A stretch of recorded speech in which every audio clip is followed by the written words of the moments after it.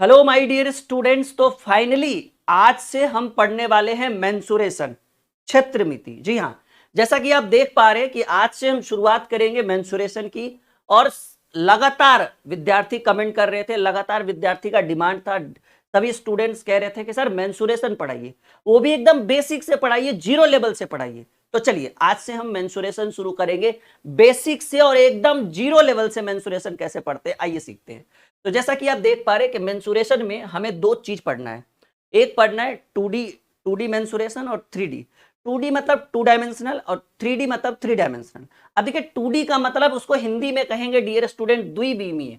मतलब समझे भाई, जिसकी दो बीमा हो, जिस जिस डायग्राम की दो बीमा हो वो 2D डायमेंशनल के अंतर्गत जाएगा, जिसमें लंबाई और चौड़ाई आए, लंबाई और चौड़ाई। तो 2D का मतलब 2 डायमेंशनल, 3D का मतलब 3 डायमेंशनल। 2D का मतलब जिसमें दो बीमा हो, लंबाई और चौड़ाई। 3D का मतलब त्रिबीमीय, जिसकी तीन बीमाएं हो, लंबाई भी हो, चौड़ाई भी हो, ऊंचाई भी हो। जैसे अभी हम पढ़ेंगे वर्ग, आयत, ठीक है, वर्ग, आयत, त्रिभुज, ये सभी कहां जाएंगे? ये सभी 2D के अंतर्गत आता है। और एक आपका होता है घन, घनाभ, ठीक है, घन, घनाभ, बेलन, शंकु, ठीक है, गोला, ये सभी कहां जाएंगे? ये सारे 3D के अंतर्गत जाएंगे, त्रिविमीय। मतलब आप प्रॉपर समझ चुके हो कि जिसकी दो बीमाएं लंबाई और चौड़ाई हो वो 2D कहलाता है, जिसकी तीन बीमाएं लंबाई, चौड़ाई और ऊंचाई हो वो 3D के अंतर्गत आएगा। ठीक है, वो किस चीज के अंतर्गत आएगा? वो 3D के अंतर्गत आएगा। तो फाइनली आप 2D समझ में आ गया, आपको 3D समझ में आ गया। अब हम आज इसका प्रॉपर फॉर्मूला पढ़ने वाले हैं कि 2D के अंतर्गत जितने भी टॉपिक हैं उनका क्या फॉर्मूला होगा, उनको कैसे हम क्लियर करेंगे, और 3D के अंतर्गत क्या क्या टॉपिक आएंगे उनका क्या फॉर्मूला। मतलब सीधे सीधे कहिए आज पूरे मेंसुरेशन का कंप्लीट फॉर्मूला, क्योंकि भाई चैप्टर तो बाद में पढ़ेंगे, क्वेश्चन आंसर तो बाद में सॉल्व करेंगे, पहले हमें एक एक टॉपिक का फॉर्मूला तो क्लियर होना चाहिए, वो भी एकदम कॉन्सेप्ट के साथ हर चीज को। तो चलिए एक एक कर करके हम फॉर्मूला की शुरुआत करते हैं। और सबसे पहले हमें आ गया भाई रेक्टेंगल, आयत की बात करें। आप समझिए आयत में जैसा कि आप देख पा रहे हैं, जैसे हम एक आयताकार क्षेत्र बनाते हैं, समझिएगा इस चीज को, मैं आपको थोड़ा सा इधर समझाऊं। हाँ, मान लीजिए कि हमने एक आयताकार क्षेत्र बनाया कुछ इस तरह से, एकदम समझने की कोशिश करिएगा, ठीक है। अब इसकी लंबाई को हमने माना 30 मीटर ही मान लीजिए, और चौड़ाई को हमने माना 20 मीटर, क्योंकि आयताकार क्षेत्र है, लंबाई और चौड़ाई का रेशियो एवरेज 3:2 होता है ना। तो आप देखिएगा, आपको पता है कि ये आयत की लंबाई है और ये आयत की चौड़ाई है। तो आपको दो चीज हम सिखाना चाहेंगे। एक एक वर्ड यूज होगा हर 2D में, दो ही चीज हमें प्रॉपर ढंग से सीखना है, एक क्षेत्रफल और एक परिमाप, क्योंकि आयतन 3D में पढ़ना है हमें, ठीक है ना। तो एक क्षेत्रफल और एक परिमाप। तो अगर बात करें क्षेत्रफल, जिसको एरिया बोलते हैं, ठीक है, एरिया यानी क्षेत्रफल, तो हम कहेंगे कि घेरे गए क्षेत्र को किसी डायग्राम का, किसी टॉपिक का हम क्या कहेंगे? क्षेत्रफल कहेंगे, घेरा हुआ क्षेत्र। जैसे ये आपको रेक्टेंगल दिख रहा है, आयत, तो आयत के द्वारा ये जो आयताकार क्षेत्र है इसमें कौन सा क्षेत्र घेरा गया? तो आप ये देखिए कि ये जो एरिया आपको दिख रहा है बीच वाला, ये पूरा जो दिख रहा है, ये इस आयत का क्षेत्रफल है। समझिए, घेरे हुए क्षेत्र को उस डायग्राम का हम क्षेत्रफल कहेंगे। और जिस चीज से घेरा गया हो, जिस तार से घेरा गया हो, जिस ईंट की बाउंड्री लगाई गई हो, वो पेरीमीटर कहलाती है, परिमाप कहलाती है। तो आयत का क्षेत्रफल मान लीजिए लंबाई 30 है, ठीक है, क्षेत्रफल बराबर होता है मीटर स्क्वायर, होता है ना। क्षेत्रफल का फॉर्मूला क्या होता है? Metre square. लंबाई को भी मीटर में तोड़ेंगे, नापेंगे, और चौड़ाई को भी मीटर में। तो आप लंबाई 30 है, चौड़ाई 20 है, तो 30 गुने 20 क्या होगा? 600 मीटर स्क्वायर। यानी ये जो आपको हरी वाली पट्टी के अंदर वाला जो ब्लू वाला क्षेत्र दिख रहा है, ये आयत का क्षेत्रफल है। और एक आपको आएगा पेरीमीटर, जिसको हम कहेंगे परिमाप। आयत का पेरीमीटर यानी क्या कहेंगे? परिमाप। तो परिमाप मतलब समझ रहे हैं, पेरीमीटर जिसको हम कहते हैं, परिमाप मतलब होता है, सिंपल याद रखिएगा, भुजाओं का योग, ठीक है। आयत का परिमाप बराबर होता है भुजाओं का योग। तो ये 30 है तो ये भी 30 होगा, और ये 20 है तो ये भी 20 होगा, क्योंकि आयत की आमने सामने की भुजा आपस में बराबर होती है।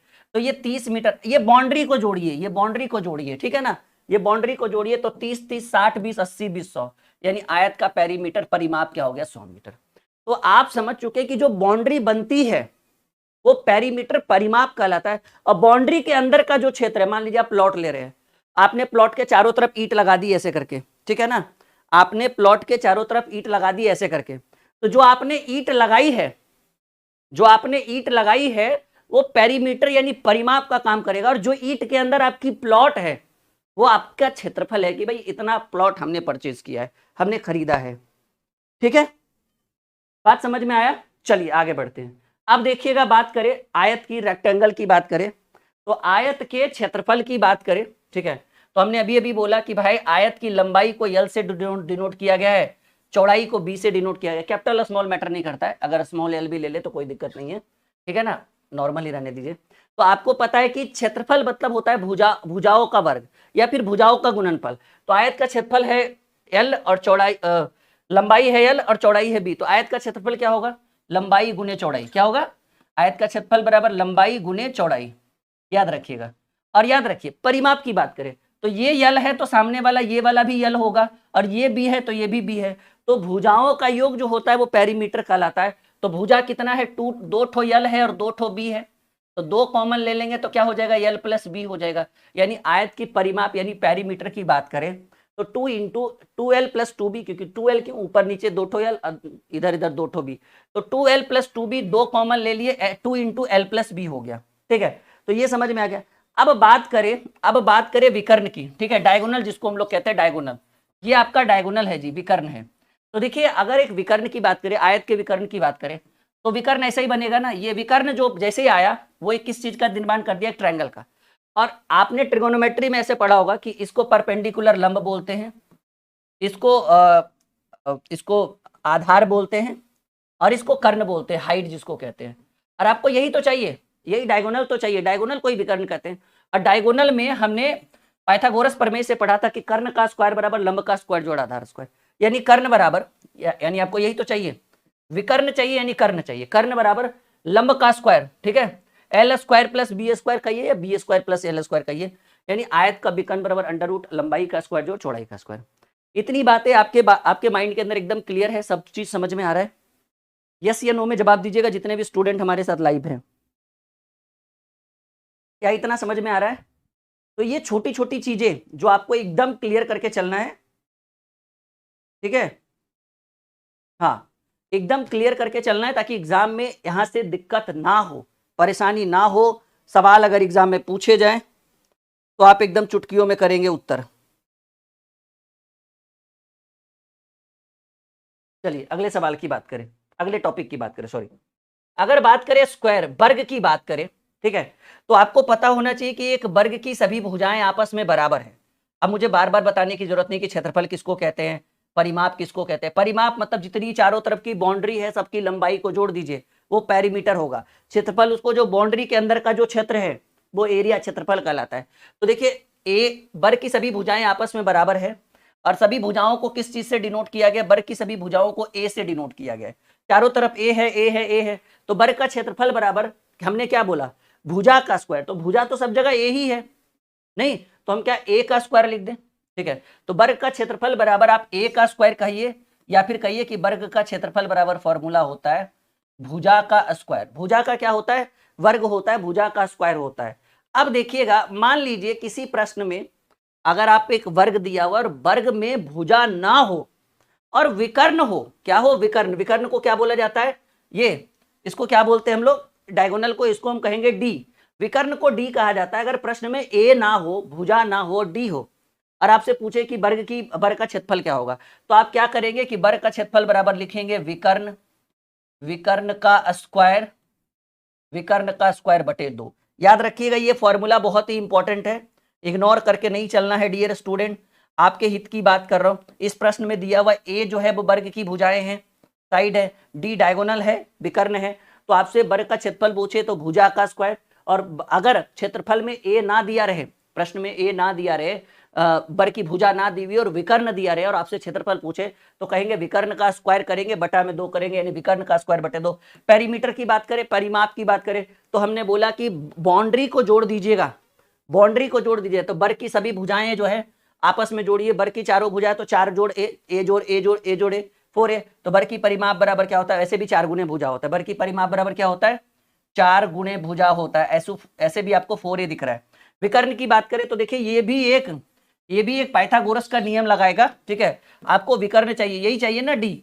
अगर ये चाहिए तो क्या एक ट्रायंगल का निर्माण नहीं, समकोण त्रिभुज का निर्माण नहीं करा, और समकोण त्रिभुज में अगर डी चाहिए जिसको हाइट कहते हैं, तो कर्ण का स्क्वायर बराबर लंब का स्क्वायर आधार का स्क्वायर। तो देखिए लंब भी एक है, ए है, और आधार भी ए है, ठीक है। तो अंडर रूट लंब का स्क्वायर, ठीक है ना, अंडर रूट लंब का स्क्वायर जोड़ आधार का स्क्वायर, तो दोनों तो ए है, तो ए गुने ए। अब आपको ये चाहिए, कर्ण चाहिए, तो क्या ये √2a नहीं होगा? दो ठो है ना, हाँ, अंडर रूट 2a है, तो दो रूट को बाहर करेंगे और ए गुने ए करेंगे तो एक बाहर आ जाएगा, तो क्या हो जाएगा? आप इसको ऐसे भी लिख सकते हो, √2a लिख सकते हो, √2 इंटू ए, क्योंकि √2 तो बाहर में रहेगा, दो ठो ए है, ए गुने ए, वैसे कंडीशन में क्या हो जाएगा? ए बाहर आ जाएगा, तो √2a होगा। यहां तक समझ में आ रहा है सबकी? सबको क्लियर है यहां तक कि वर्ग का डायगोनल निकालना है, ठीक है ना, वर्ग का पेरीमीटर निकालना है, तो बिल्कुल निकाल सकते हैं। आयत कंप्लीट हो गया, वर्ग कंप्लीट हो गया। अगर बात करें वृत्त का, सर्कल की बात करें, तो जैसा कि आपको पता है कि ये वृत्त की त्रिज्या है, केंद्र से सतह की ओर खींची गई रेखा को हम वृत्त की त्रिज्या से डिनोट करते हैं। और आपको ये पता होना चाहिए कि वृत्त की त्रिज्या जो है वो व्यास की आधी होती है, वृत्त की त्रिज्या जो है वो व्यास की आधी होती है। अगर व्यास की बात करें तो यहां से एक लाइन और ऐसे जाएगा, इसको भी आर कहेंगे, तो व्यास को भी डी से सूचित किया जाता है, D is equal to R plus R, यानी व्यास बराबर फॉर्मूला होता है, व्यास बराबर हम कह सकते हैं 2r, मतलब त्रिज्या का डबल, या फिर कहिए व्यास का आधा त्रिज्या होता है। तो ये जो आपको दिख रहा है ये वृत्त की त्रिज्या है, जिसको हम आर कहते हैं। फिलहाल व्यास की जरूरत नहीं है तो इतना ही रहने देंगे। अगर आपसे पूछे कि वृत्त का क्षेत्रफल, एक सर्कल है एक वृत्त है, तो आपको पता होना चाहिए वृत्त का क्षेत्रफल, क्योंकि जैसा कि आपको पता है कि ये जो है आपका एक सर्कल है और वृत्त का क्षेत्रफल यानी एरिया बराबर फॉर्मूला होता है पाई आर स्क्वायर, याद रखिएगा हमेशा। वृत्त के परिमाप की बात करें, पेरीमीटर की बात करें, तो 2 पाई आर होता है, बात समझ रहे हैं? 2 पाई आर कैसे? क्योंकि पाई आर यहां से यहां तक, ये पाई आर बनाएगा 180 डिग्री, ये पाई आर बनाएगा 180 डिग्री, तो ये पाई आर क्या हो जाएगा? 2 पाई आर, ठीक है। हाँ, और इसको ही हम क्या कहते हैं? सरगमफेरेंस बोलते हैं। क्या बोलते हैं? पूरे को हम क्या बोलेंगे? 2 पाई आर को हम क्या कहेंगे? कॉल्ड एज सरगमफेरेंस। याद रखिएगा आप लोग, बहुत इंपॉर्टेंट चीज है। तो वृत्त का क्षेत्रफल बात करें, एरिया की बात करें, तो पाई आर स्क्वायर वृत्त का क्षेत्रफल। वृत्त की परिधि कहिए या परिमाप कह लीजिए, तो वृत्त का परिमाप जो होता है, या फिर वृत्त की परिधि कहेंगे तो ज्यादा बेटर रहेगा, ठीक है। परिमाप हो या परिधि हो, दोनों एक ही चीज है, वो डिपेंड करता है कि हम किसको कहाँ यूज कर रहे हैं। तो वृत्त की परिधि जो होती है वो 2 पाई आर होती है, और इसी 2 पाई आर को हम सरगमफेरेंस भी कहते हैं। बात समझ में आया? आर आपको क्या दिख रहा है? रेडियस ऑफ द सर्कल, ठीक है, वृत्त की त्रिज्या, और पाई जो है जिसका वैल्यू 22/7 या 3.1416 अप्रोक्स, क्योंकि इसका मान एक फिक्स मान वैल्यू नहीं पता है। तो ये वृत्त का, देखिए सबके बारे में जानकारी होनी चाहिए। क्यों? क्योंकि जब हम बैठेंगे प्रश्न सॉल्व करने के लिए तो हमें एक एक पॉइंट क्लियर होना चाहिए वहां पे, वरना क्वेश्चन बनेगा नहीं। अभी तो नॉर्मल दे रहे हैं, अभी और लेवल बढ़ाएंगे इसमें आपको। देखिए अर्धवृत्त की बात करें, ठीक है, सेमी सर्कल जिसको हम कहते हैं अर्धवृत्त, ठीक है, इसको क्या कहेंगे डियर स्टूडेंट? इसी को कहेंगे हम लोग सेमी सर्कल, जिसको अर्धवृत्त, मतलब वृत्त को आधा से काट दिया गया, वो गोला कटेगा वो अलग हो जाएगा, वो अर्धगोला बन जाएगा, ये वृत्त है, ठीक है। तो ये अर्धवृत्त है। आपको पता है कि ये केंद्र से इधर जो होगा वो आर कहलाएगा, और केंद्र से इधर जो होगा वो आर होगा, और आर आर बनेगा तो 2r की बात करें तो उसी को डी कहते हैं, व्यास कहते हैं। तो बात करें अर्धवृत्त के क्षेत्रफल की, जैसे देखिए आप यहाँ देखिए वृत्त का क्षेत्रफल कितना है? Pi R square. तो ये पूरा था तो पाई आर स्क्वायर, अब ये आधा है तो pi R square, half pi R square कह सकते हैं, या फिर आप इसको पाई आर स्क्वायर बटे 2 भी लिख सकते हैं। क्या लिख सकते हैं? पाई आर स्क्वायर बटे 2 भी लिख सकते हैं। पेरीमीटर की बात करें, परिमाप की बात करें, ठीक है, तो देखिए पेरीमीटर आप समझिए, मैं आपको एकदम सिंपल वे में समझाऊं ऐसे कि भाई हमने ये एक अर्धवृत्त बना लिया, तो इसकी वैल्यू जो होती है यहां से यहां तक पाई आर होती है। कितनी होती है? Pi are. और अगर ये पूरा बनेगा तो फिर से पाई आर, अब पाई आर जोड़ते हैं तभी तो होता है 2 पाई आर, और वृत्त की परिधि 2 पाई आर होती है, तो पाई आर हो गया ये आपका। लेकिन समझिए, कोशिश समझिए, तो ये अर्धवृत्त की बात करें, अर्धवृत्त का पेरीमीटर पूछ रहा है, अर्धवृत्त का परिमाप पूछ रहा है, तो यहां से यहां तक क्या हो जाएगा? पाई आर हो जाएगा, यहां से यहां पाई आर, अब प्लस इस एरिया को भी तो देखेंगे ना, यहां से यहां आर और यहां से यहां आर, तो पाई आर प्लस 2r। तो ये आप याद रखिएगा, पेरीमीटर जब निकालेंगे वो भी किसका? अर्धवृत्त का। तो अर्धवृत्त का परिमाप जो होता है वो पाई आर प्लस 2r होता है। कॉपी में नोट करिए। बाकी सारी चीजें क्लियर हो रही है आपकी? यहां तक क्लियर है सबका? कोई दिक्कत तो नहीं होगा? आराम आराम से एक एक चीज क्लियर करते चलेंगे हम लोग, ताकि जब हम क्वेश्चन आंसर करें तो वहां से सवाल आपके बने, ना कि छूटे। चलिए, हर एक पॉइंट को एकदम क्लियर करते चलना है, परेशान होने की जरूरत बिल्कुल भी नहीं है डियर स्टूडेंट। देखिए, अगर बात करें, यहां पर एक छोटा सा मिस्टेक है, मैं सही कर दूंगा। ये जो आर है ना, ये यहां तक नहीं रहेगा भाई। ये जो स्मॉल आर है, इसको मैं मिटा दूं ऐसे, ऐसे मिटा देता हूं, ये यहीं तक रहेगा। ये गलत है किया हुआ। ये जो स्मॉल आर है, मैं एकदम क्लियर करके लिख देता हूं, ये जो स्मॉल आर है केंद्र बिंदु से, वो यहीं तक रहेगा डियर स्टूडेंट, यहां तक, इसी वृत्त तक। और ये जो कैपिटल आर है वो यहां तक जाएगा। तो ये बात आप क्लियर करके रखना अपने माइंड के अंदर, वो गलत बना हुआ था। अब देखो क्लियर है, यहां तक आपको दिख रहा है कि आर कहां तक जाएगा, स्मॉल आर कहां तक जाएगा और कैपिटल आर कहां तक जाएगा। मैं इसको रेड पेन से लिख दूं तो ज्यादा बेटर रहेगा। स्मॉल आर यहां तक रहेगा, बस खत्म। ये कैपिटल आर यहां तक जाएगा। आप समझ में आ गया हो? हाँ, तो जैसा कि देख रहे हैं, रिंग ऑफ सर्कल पाथ, ठीक है, एक रिंग है, ठीक है, और रिंग में आप देख रहे हैं कि दो आर का दो मान है। जो रिंग की मोटाई होती है ना, रिंग मतलब समझ रहे हैं ना आप लोग? हाँ, जैसे चक्का पहिया वहिया होता है ना, तो उसमें दो तरह की त्रिज्या बनती है, एक स्मॉल आर बनता है, कैपिटल आर बनता है।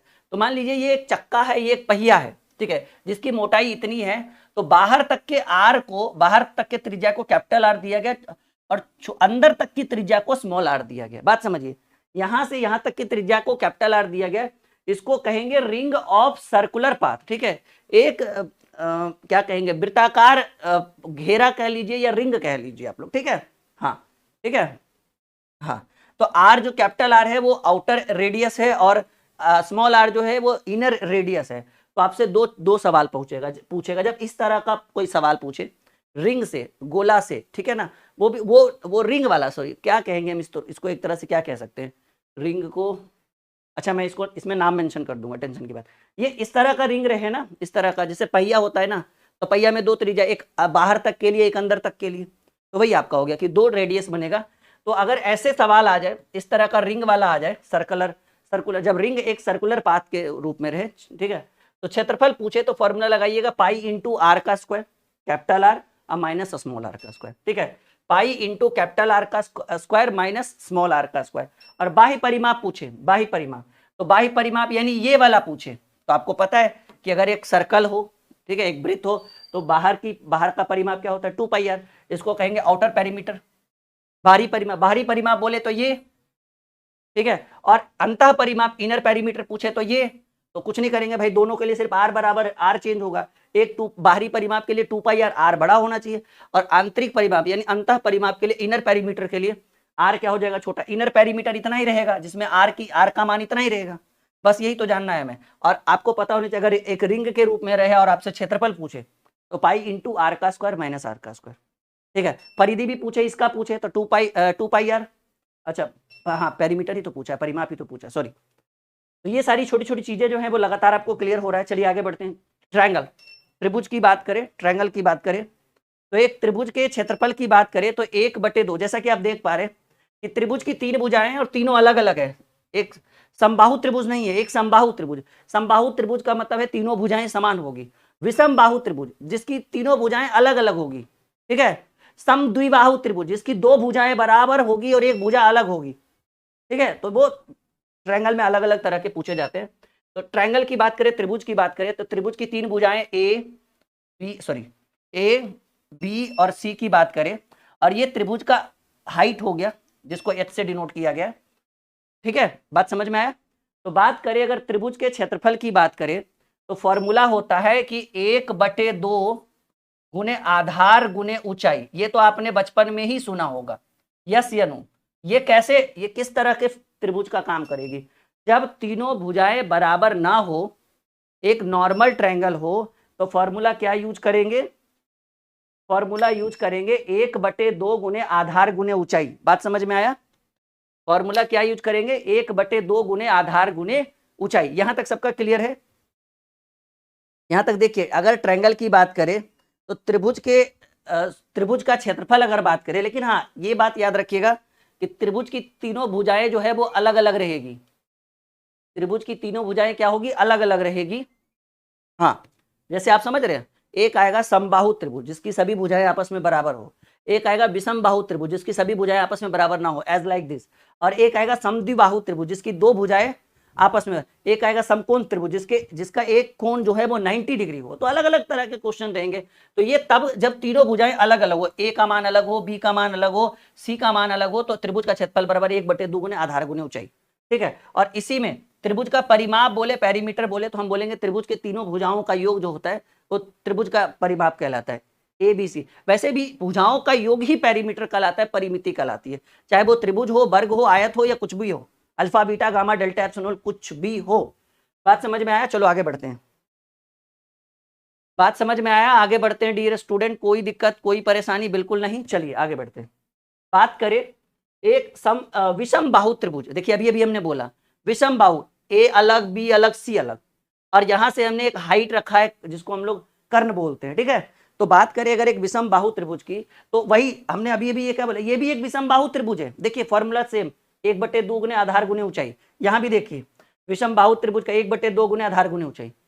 बात क्लियर है? लेकिन अगर इससे नहीं बन रहा है तो यहां से आप एस का मान लगा सकते हैं। इसको कहते हैं हीरोज फॉर्मूला। इसको क्या बोलते हैं? Hero's formula. हीरोज फॉर्मूला बराबर फॉर्मूला होता है S into S minus A into S minus B into S minus C. अब सवाल है सर यस कैसे निकालेंगे? तो यस निकालने के लिए ये सिंपल सा फॉर्मूला यूज करिएगा। यस कब निकलता है? जब तीनों भुजा को जोड़कर 2 से भाग देते हैं तो यस का मान निकलता है। ये कौन सा फॉर्मूला है भाई? ये है हीरोज फॉर्मूला। ये कौन है?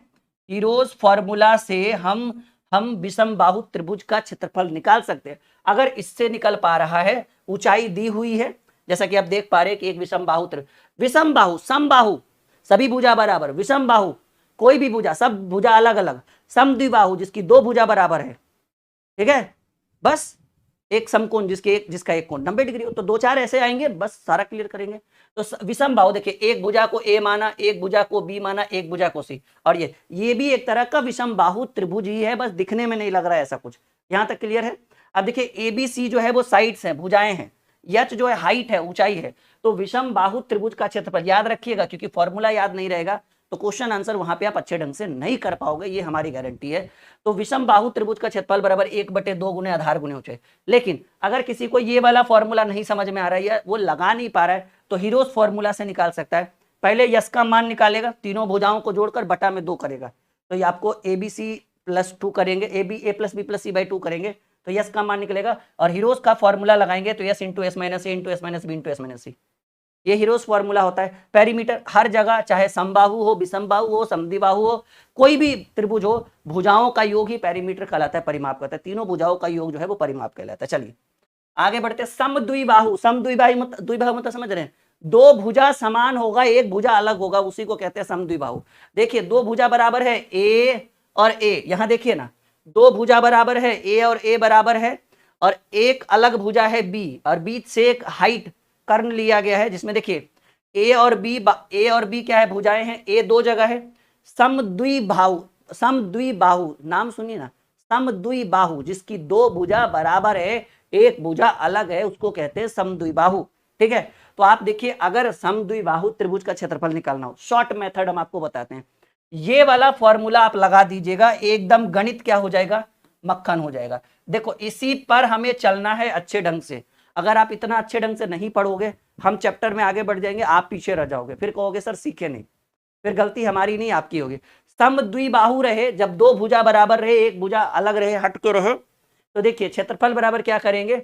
जो अलग वाली भुजा रहेगी उसको डिवाइडेड बाई 4 करेंगे, गुने √4 गुने ए का स्क्वायर, पहली भुजा का वर्ग माइनस दूसरी भुजा का वर्ग, बस मान आ जाएगा, 100% भरोसा रखिए। समद्विबाहु त्रिभुज का फॉर्मूला होता है b/4। बी कौन है? जो अलग वाली भुजा है, इंटू √4a²। ए कौन है? जो सिमिलर, जो एकदम सेम भुजा है, जो मिलता जुलता है, माइनस बी कौन है? दूसरी भुजा जो नहीं मिल रही है। ऊंचाई की बात करें, समद्विबाहु त्रिभुज का ऊंचाई पूछेगा, मान लीजिए आपसे ये पूछ दे, सब कुछ दिया रहे, आपसे पूछे समद्विबाहु त्रिभुज की ऊंचाई क्या होगी, तो √4a² यानी पहली भुजा का वर्ग माइनस b², क्योंकि a जब दोनों तरफ सेम है तो भुजा का मान भी सेम होगा, कोई भी रख लीजिएगा, 4a² minus b² divided by 2। यहां से क्या निकलेगा? समद्विबाहु त्रिभुज का ऊंचाई निकलेगा। ठीक है, हाइट निकलेगा, कर्ण। पेरीमीटर अब ही जान ही रहे हैं कि तीनों भुजाओं का योग, पहला भुजा ए है, दूसरा भुजा ए है और तीसरा का भुजा बी है, तो 2a प्लस बी नहीं होगा। यही चीज तो यहाँ लिखा हुआ पेरीमीटर में। पेरीमीटर तो सबसे आसान है हमें निकालना, किसी भी डायग्राम का पेरीमीटर निकालना बच्चों वाला खेल है। भुजाओं को जोड़ दीजिएगा, परिमाप निकलेगा, पेरीमीटर निकलेगा। पहले यहां तक बोलिए, क्लियर है आप? चलिए अगले की बात करें। समबाहु, समबाहु मतलब समझ रहे हैं, समबाहु तभी भुजा बराबर है। एक बार देख लीजिए, समबाहु, ठीक है, कहेंगे वैसा त्रिभुज जिसकी सभी भुजाएं आपस में, बाहु मतलब भुजा, सभी भुजाएं आपस में समान हो। तो देखिए त्रिभुज की तीनों भुजाएं, इसको भी ए माना, इसको भी ए माना और इसको भी ए। देखिए यहां पर क्या था, ये तीनों भुजा अलग था बाबू। यहां देखिए जब हम ट्रायंगल में आए ना, ये कैसा त्रिभुज है, आप त्रिभुज को देखकर आप खुल कर बोलिएगा अच्छा ये विषम बाहु है, ठीक है। ये कैसी भुजा है, कैसा त्रिभुज है, विषम बाहु, जिसकी तीनों भुजाएं विषम है, अलग है, डिफरेंट है। ये कैसा त्रिभुज है, कहेंगे ये भी विषम बाहु है, इसमें भी ए बी सी है। ये कैसा त्रिभुज है, ये समद्विबाहु मतलब दो भुजा बराबर, एक अलग है नीचे वाला। और ये कैसा है, समबाहु, सभी भुजाएं समान है। तो समबाहु त्रिभुज बोले, बहुत बढ़िया है ये, कि अगर आप एक समबाहु त्रिभुज का क्षेत्रफल निकालना चाह रहे तो याद रखिएगा √3/4 गुने भुजा का स्क्वायर। बहुत इंपॉर्टेंट है, ये बहुत ट्रेंडिंग में है। समबाहु त्रिभुज का क्षेत्रफल होता है तो √3/4 गुने भुजा का स्क्वायर। आपको हम मेंसुरेशन भी मक्खन कर देंगे, भरोसा रखिए। आपको हम क्या करेंगे डियर स्टूडेंट, आपके लिए मेंसुरेशन भी एकदम मक्खन कर देंगे, आप भरोसा रखिए हम पे एक बार, ठीक है। आपका मेंसुरेशन क्या होगा, आपका मेंसुरेशन एकदम 100% मक्खन होगा, ठीक है। आपका मेंसुरेशन, हम आगे बढ़े, यहां तक कोई दिक्कत तो नहीं, किसी को कोई परेशानी तो नहीं, यहां तक किसी को कोई परेशानी तो नहीं मेंसुरेशन में। तो चलिए अगले की बात करें, समबाहु समझ गए, समबाहु त्रिभुज आप समझ गए। अब बात करें अगले की, तो अगला है समकोण त्रिभुज। हमने बोला था जिसका एक कोण कितना डिग्री हो, 90 डिग्री हो, उसको हम समकोण त्रिभुज। और अगर हम त्रिगोनोमेट्री पढ़ेंगे ना, त्रिकोणमिति पढ़ेंगे, तो हमें सबसे ज्यादा यूज किसको करना पड़ेगा, समकोण त्रिभुज का, ठीक है। तो ये आपको पता होना चाहिए, ठीक है। ये बेस है, ठीक है, ये बेस है, ये हाइट है, और ये क्या है, विकर्ण है यहाँ पे। वैसे तो ये लंब हो जाएगा, ये आधार हो जाएगा, और ये कर्ण हो जाएगा। जब त्रिकोणमिति पढ़ेंगे तब ये लंब हो जाएगा, ये आधार हो जाएगा, और ये कर्ण हो जाएगा, ठीक है। लेकिन फिलहाल जो दिया हुआ है उस हिसाब से पढ़िए कि भाई ये हमारा हाइट है, ये हमारा बेस है, ठीक है, और ये हमारा विकर्ण है जिसको डी कहते हैं।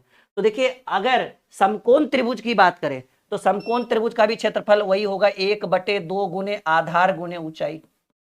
समकोण त्रिभुज का भी क्षेत्रफल वही होगा, आधार 1/2 गुने आधार गुने ऊंचाई। समकोण त्रिभुज का क्षेत्रफल, परिमाप बोले तो भाई एक है बी तो यहाँ बी लिखे, भुजाओं का एक है यच तो यहाँ यच लिखे, एक है डी तो यहाँ डी लिखे, यानी B plus H plus D.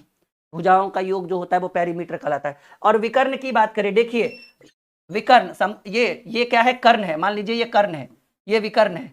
तो कर्ण बराबर फॉर्मूला क्या होता है, √ लंब का स्क्वायर जोड़ आधार का स्क्वायर, या फिर आधार का स्क्वायर जोड़ लंब का स्क्वायर, b² + h²। तो d = आपको क्या मिल गया, b² + h²। अच्छा ये जो पीडीएफ है, ये आपको हम, ये पीडीएफ जो है वो हम आपको टेलीग्राम के लिंक, टेलीग्राम पे आज डाल देंगे, जिसका लिंक वीडियो के डिस्क्रिप्शन में रहेगा। यूट्यूब पे भी मिल जाएगा। ये आपको टेलीग्राम पर जाइए, टेलीग्राम चैनल का नाम ड्रीम कॉम्पिटिटिव क्लासेस है, और वहां से जाकर ये पीडीएफ आप डाउनलोड कर सकते हैं, ठीक है। हाँ बिल्कुल फ्री ऑफ कॉस्ट। बात समझ में आया, कॉन्सेप्ट क्लियर हुआ, बढ़े हम आगे। तो ये पेरीमीटर आप समझ चुके हैं, एरिया समझ चुके हैं कि कैसे कैसे हम लोग करेंगे एक्सप्लेन ऐसे क्वेश्चन को। देखिए तो अब हम बात करेंगे त्रिज्या खंड का क्षेत्रफल। जैसा कि आप देख पा रहे हैं कि ये एक सर्कल है, और सर्कल में इस एरिया के अंतर्गत मान लीजिए कि यहाँ पर एक केंद्र है, ठीक है, जिसको हम लोग O मानते हैं, और केंद्र से एक रेडियस, एक त्रिज्या, या फिर आप कहिए एक लोलक, जैसे हम लोग देखते हैं घड़ी में, जैसे वो जो हमारी घड़ी होती है जिसमें लोलक इस तरह से जो है वो चलते रहता है, तो वो जो लोलक जितनी लंबाई तक करता है दोलन, उसको हम एक आवर्त काल कहते हैं। या फिर आप इसको एक वक्र कह सकते हैं कि इस घड़ी के सुई के द्वारा इतना क्षेत्र को कवर किया गया, और हमें इसी क्षेत्र के बारे में, त्रिज्या खंड के बारे में जानना है। ये जो रेड वाला एरिया आपको दिख रहा है ना, मतलब सिर्फ इतनी सी ही बात करनी है, एक सर्कल के अंदर एक त्रिज्या जो दोलन करते हुए यहां से यहां तक जाती है, प्रारंभिक क्षेत्र को ए कहा गया, और जो अंतिम क्षेत्र है उसको बी कहा गया, यानी ए और बी के बीच को इसको यल से डिनोट किया गया है, ठीक है। और वो आवर्तकाल जो है वक्र का आवर्तकाल हो गया एक तरह से, समझ रहे हैं ना। तो जैसा कि आप देख पा रहे हैं कि ओ को कहा गया सेंटर ऑफ द सर्कल, इस सर्कल का जो केंद्र है वो ओ कहलाता है। आर हो गया रेडियस त्रिज्या, एल हो गया लेंथ ऑफ द एआरसी, वही आवर्तकाल जिसको वक्र हम कहते हैं, इस क्षेत्र को हम क्या कहते हैं, एआरसी कहते हैं, ठीक है ना। और theta angle of the sector.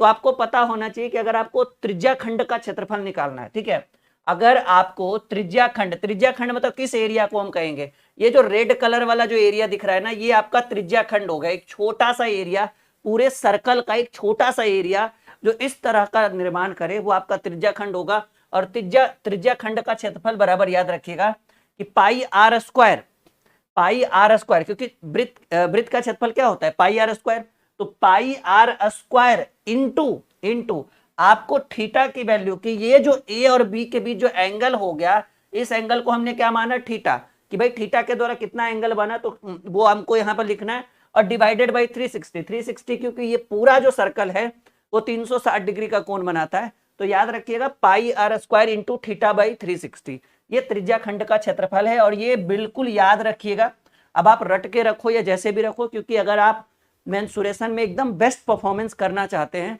तो त्रिज्या खंड का क्षेत्रफल बराबर होता है pi R square into theta by 360 degree. बात एकदम क्लियर हो गया, हम आगे बढ़े, यहां तक कोई परेशानी नहीं होनी चाहिए। अगर आपसे पूछे त्रिज्या खंड का परिमाप, पेरीमीटर की अगर बात करें, तो देखिए परिमाप मतलब क्या, हमने बोला वो बाउंड्री जिससे आपने उस क्षेत्र को बनाया। तो हमें किस चीज की बात करें, हम इसकी बात करें ना, बाउंड्री तो यही है जी, ये बाउंड्री है, इस बाउंड्री को हम, इस एरिया को आर कहते हैं क्योंकि रेडियस त्रिज्या है, इस एरिया को हम आर कहते हैं और इस एरिया को हमने यल कहा। तो इस बाउंड्री को बनाने में R, dear student, R plus L लग गया, तो परिमाप पेरीमीटर क्या हो गया, 2r प्लस यल हो गया। यानी पेरीमीटर इतना सा ही तो बना जितना हमने आपके स्क्रीन के ऊपर रखा। एकदम गणित मक्खन होगा, जैसे हमारा अरिथमेटिक मक्खन होता था, वैसे ही अब हमारा एडवांस मैथ भी मक्खन होगा। पहले मैं मेंसुरेशन आपको एकदम जीरो लेवल से पढ़ा दूं, ताकि जितने भी सारे सवाल है मन के अंदर जो आ रहा है वो सारे डाउट क्लियर हो जाए।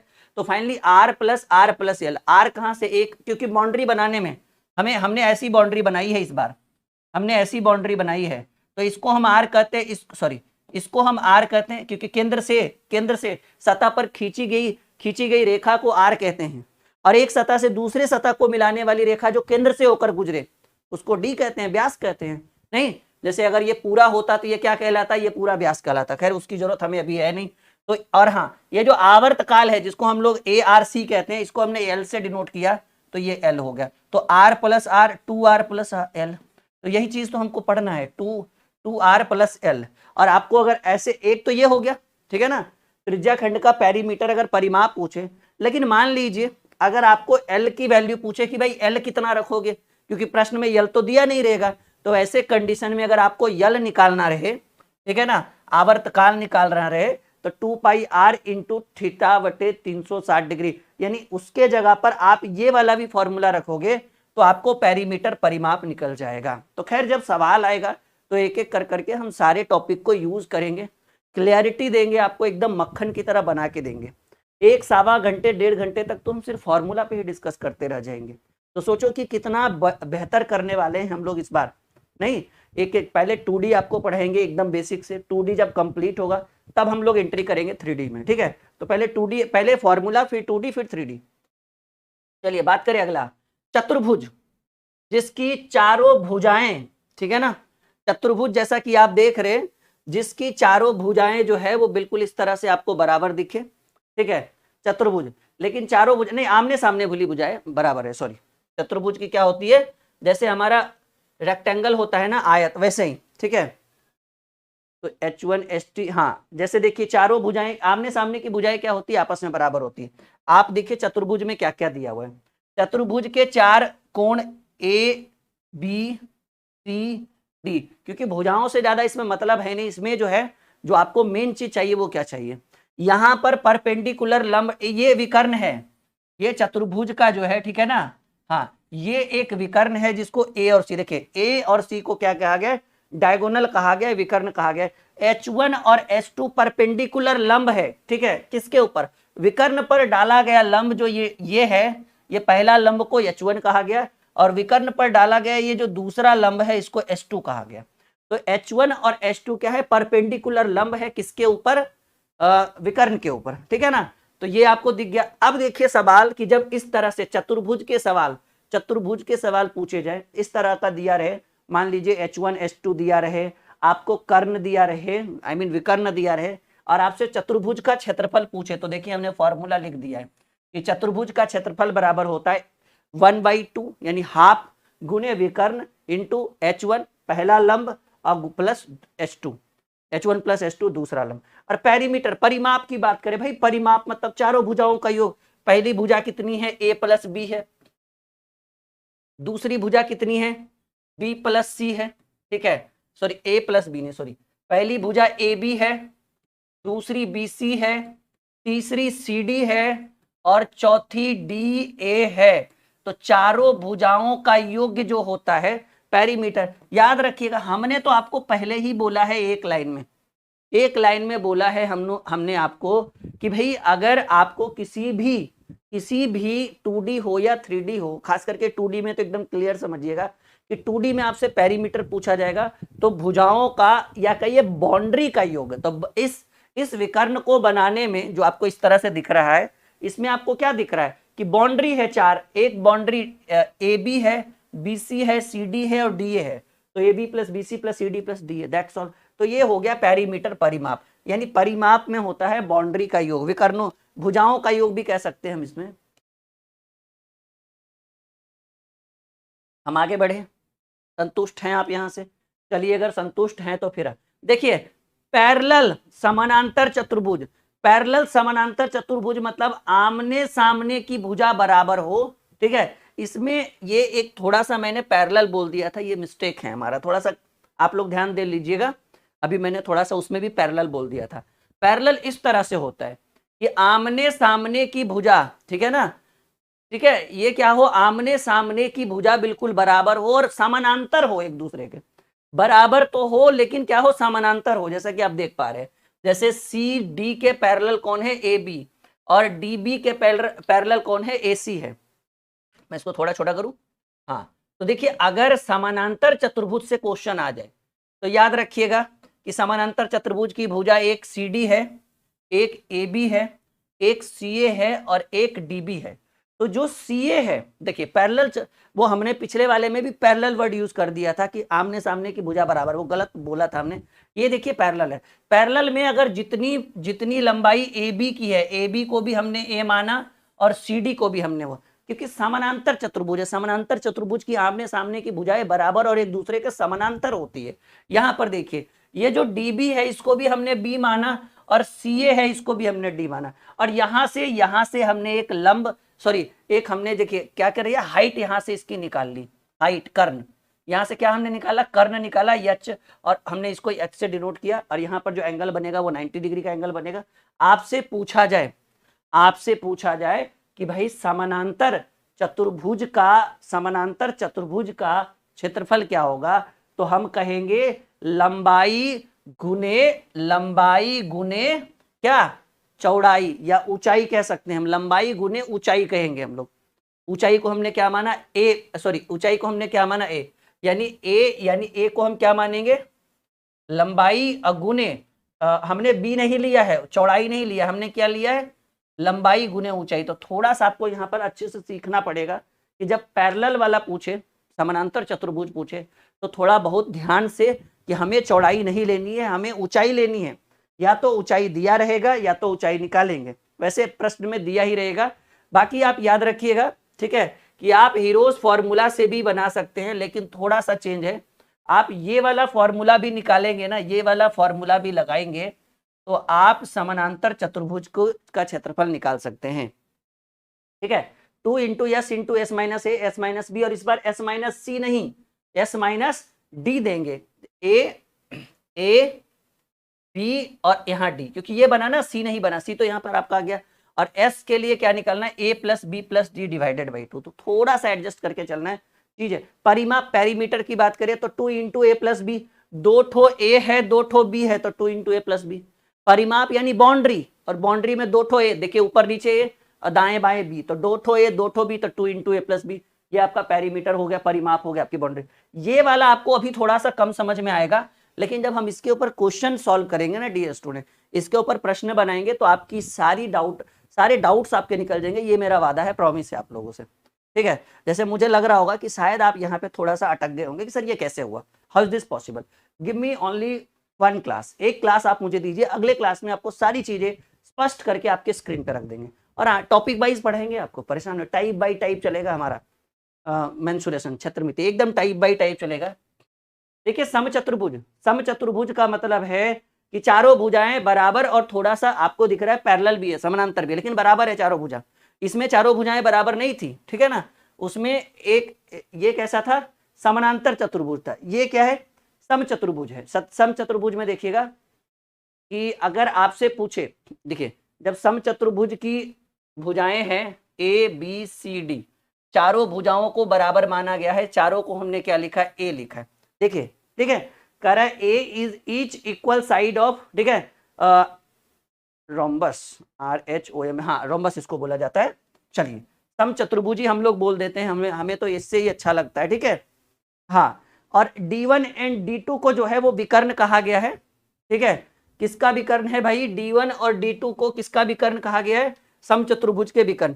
D1 को BD माना गया, देखिए D1 को BD माना गया है और D2 को CA माना गया होगा, D2 को CA माना गया या AC माना गया, खैर वो तो बात की बात है। अगर आपसे समचतुर्भुज का क्षेत्रफल पूछे तो याद रखिएगा कि 1/2 गुने D1 इंटू D2, यानी 1/2 गुने पहला विकर्ण और गुने दूसरा विकर्ण, ठीक है। अब मान लीजिए कि आपके प्रश्न में एक विकर्ण दिया हुआ है और आपसे अगर दूसरा विकर्ण पूछे, इस तरह से आप कर सकते हैं, वैसे इसकी जरूरत ही नहीं पड़ेगी, ठीक है।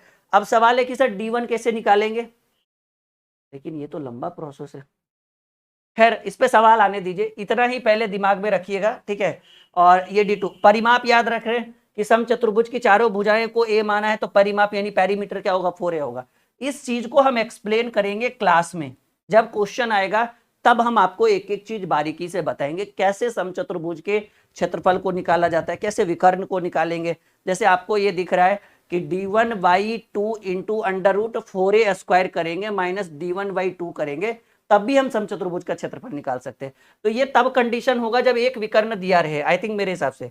या फिर आप ऐसे कर सकते हैं, D2/2 कर सकते हैं, √4a² माइनस D2 का स्क्वायर करेंगे, तब भी हम समचतुर्भुज का क्षेत्रफल निकाल सकते हैं। चलो कोई बात नहीं, जब ऐसी स्थिति आएगी तो निकाल के देख लेंगे, एक एक कर करके तीनों को यूज कर लेंगे।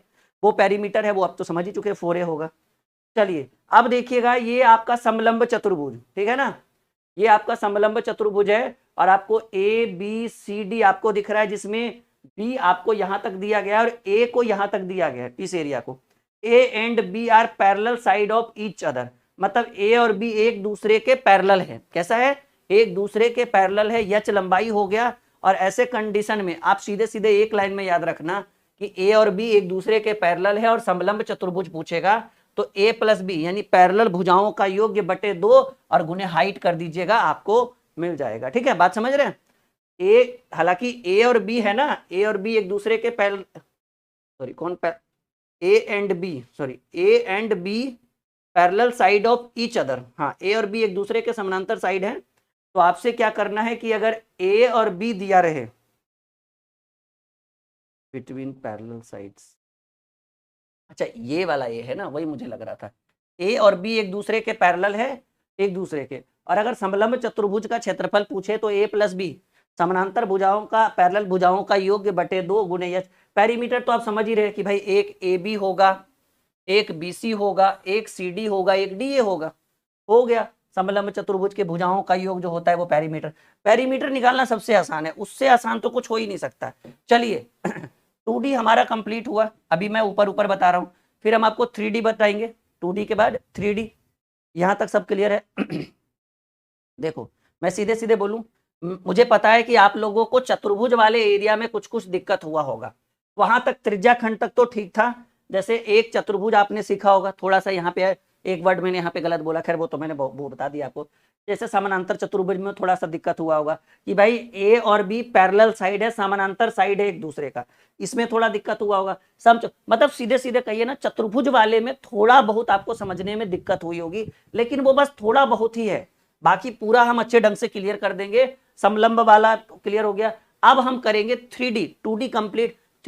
3D में लंबाई चौड़ाई और ऊंचाई, त्रिबीमीय, 3 बीमा वाले डायग्राम, ठीक है। तो अब हम आपसे घन के, यहां से तो बहुत मन लगेगा आपको, लेकिन हाँ आप ये मत सोचना कि सर कुछ कुछ फॉर्मूला नहीं समझ पाए तो क्वेश्चन आंसर, अरे भाई इतना इजीली बताएंगे ना क्वेश्चन, इतना इजीली बताएंगे कि एक भी सवाल आपसे नहीं छूटेगा, ये मेरा वादा है, ये मेरा प्रॉमिस है। आप बस बने रहिए, हमारे साथ जुड़े रहिए।